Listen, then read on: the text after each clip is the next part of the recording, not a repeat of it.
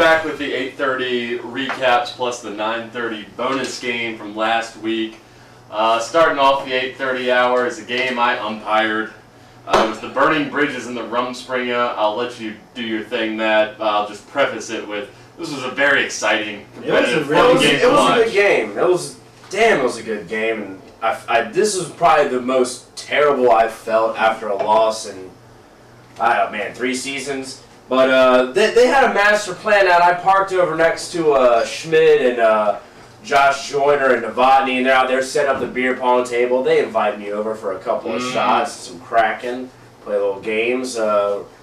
Enemies on the field, but friends off. Release the Kraken! Yeah, but they were trying to get me sauce so I wouldn't pitch very good. But I tell you what, I bowed out early. I was like, you know what, I'm taking this game seriously. My team is counting on me. Amazing show of restraint. Yeah, but I tell you what, though, I should have drank a little bit more because I feel like the booze ran out in the 5th inning, which I'll allude to here in a second.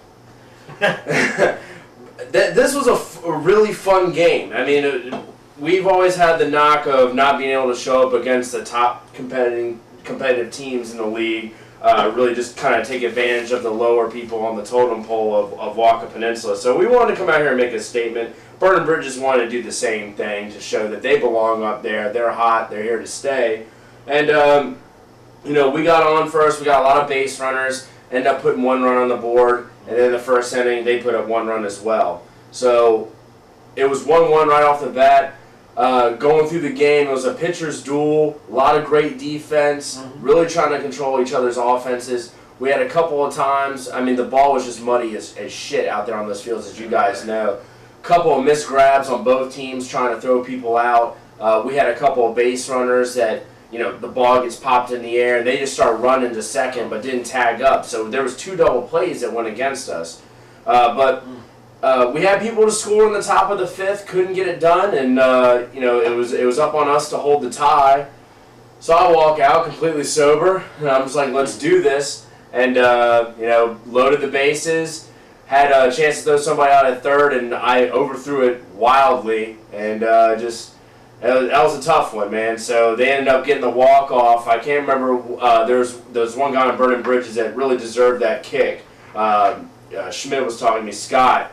That got the go-ahead walk-off run. Burning Bridges got that. It was a great game. If you guys were watching, I know a lot of you people were staying in attendance. So it was fun to play. I was pissed off, man, but it was a good game, man. Yeah, I enjoyed it a lot. I think it was one of those games where both teams were locked in, and it was like hard to describe. The atmosphere was just like it was like a big match feel, like a prize fight. Both teams were really focused, and it was just like which one's gonna break first. And in the end, Burning Bridges just made those plays in the last inning, and they earned that win. But shout out to you guys. I think I had said this was not going to be that close, but you guys really put yourselves in a position to get some points out of it. It just didn't go your way, but awesome, a very entertaining game. While I was standing out there, I kept hearing a chilling championship, the NFL Films song. I was saying, what do you do with a drunken sailor? Put him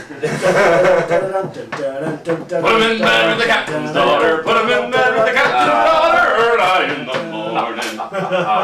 But yeah, it was good. And it was a time for champion. I don't know her name, but whoever was kicking second for Burning Bridges, I think Jen. Fantastic job, man. She had a great bunt. I was trying to throw the heat on her, and it just. She was doing some phenomenal kicks, so awesome job to her. And then the catcher, I never remember his name, but I love that guy. Roy.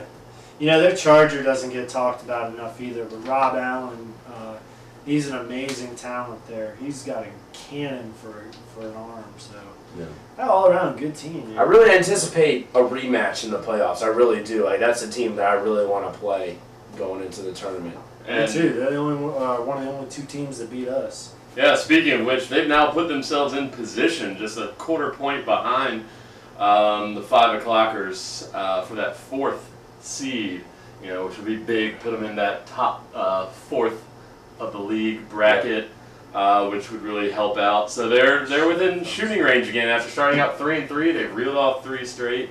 I want to give a quick shout out to Lopez on your team who started that, almost rally where he almost scored late in the game there. Head first, Pete Rose sliding to first base, and it was just a mud pit over there. Barely beat out the throw, and that was an all heart play. Oh man, I loved it. I think that was Guy. Was it? Oh, I'm Guy. sorry. My fault, Lopez guy. is a sexy individual. I know. Right? He was playing first the whole game. Yeah. That's probably got in my head. Guy, badass, loved it. Then we had the 5 o'clockers. They played the Moose Knuckles, and they took them out to the proverbial woodshed. It would appear. We talked about never knowing what you're gonna really get with the Moose Knuckles sometimes, and you got Mr. Hyde here. A little bit. 9-1 win for the 5 o'clockers. Which not to say that the 5 o'clockers are a good team. Don't get me wrong. Great team. Yeah. Yes. This is it's the, a great team. You're right. Yeah, the 5 o'clockers were kind of waiting for this performance from them for a while, and that they don't score a lot of runs for being a team that's as good as they are, which they're absolutely great. They don't really put a lot of runs up, so this is actually the highest point total they've had. So they broke loose. So hopefully, maybe whatever slumps that they're battling might be a sign that they're breaking out of it.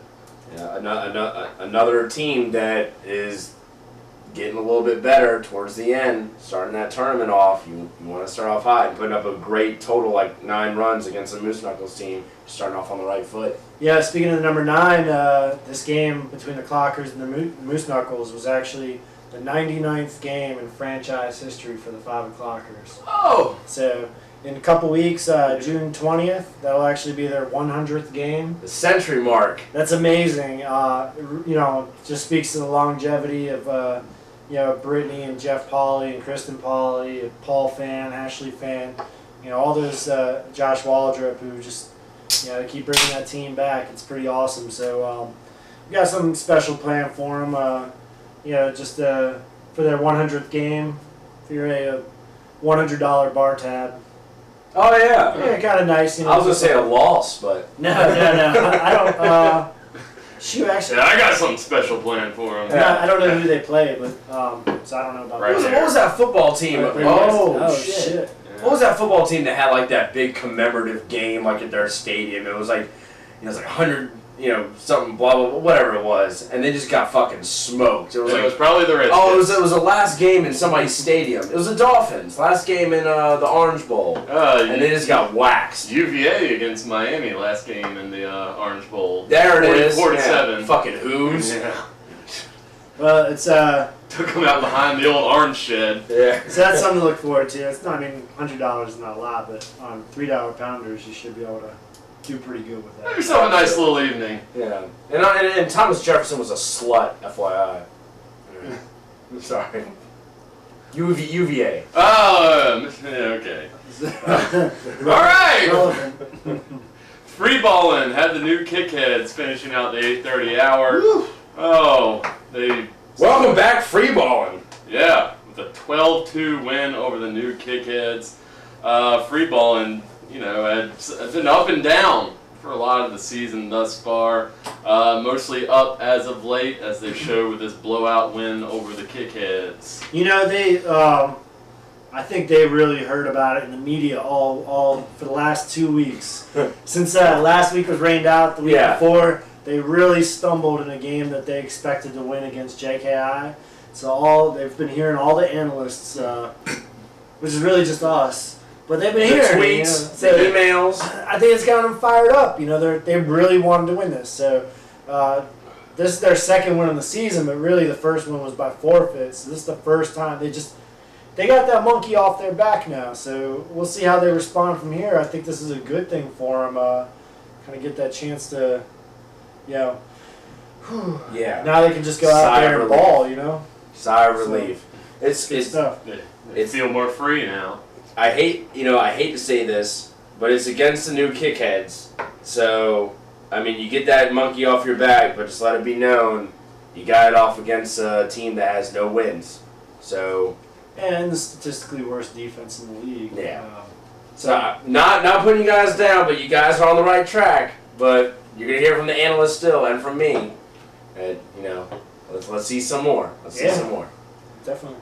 Yep. And then finally at 9:30, the Battlestar and the Moose Knuckles both finishing off a doubleheader. They were making this one up from that, week 1 or 2. One of those delay. 9 rainouts Yeah, we've had. Mm-hmm. And the Battlestar, once again, like you said, they were fired up after the first game, and they brought it to the 9:30 game, which isn't easy to do.